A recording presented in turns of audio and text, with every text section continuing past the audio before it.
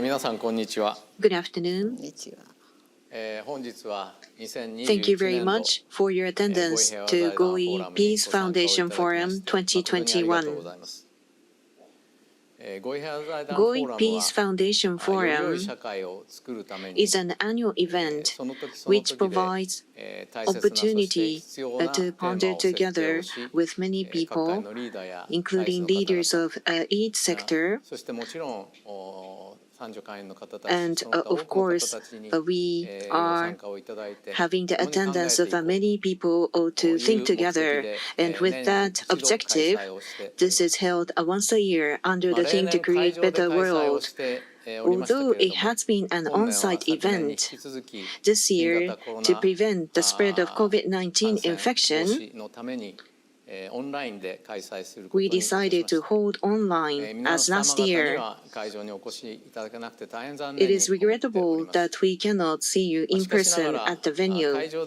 However, when we held events, compared to the time when we held the events in person, we decided to hold the events online, but there are many people who cannot come to the venue, but who can now join online. So in that respect, this has some positive effects.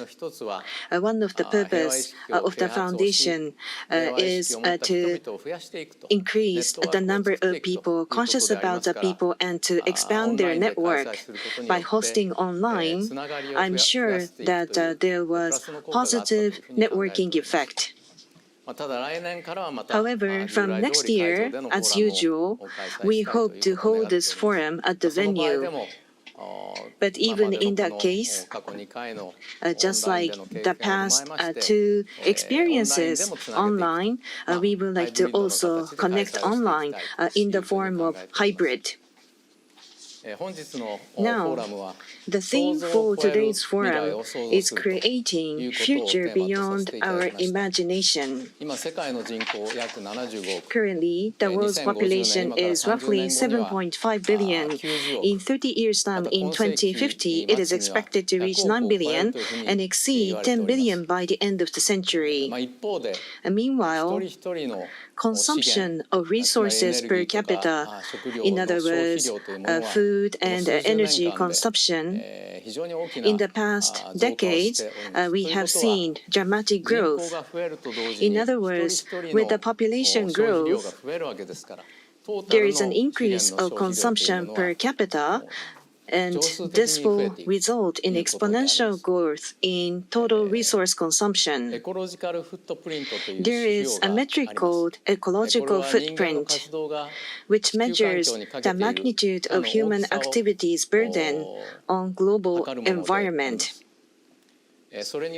According to the metric, if the world population continues to have the personal consumption equivalent to the US, it estimates that over 5 Earths will be necessary. In other words, if mankind continues the way of living as we do, it is a matter of time that the Earth's tolerance in natural environment, air, water, and natural resources exceeds its limit. Or it might have already passed the limit. The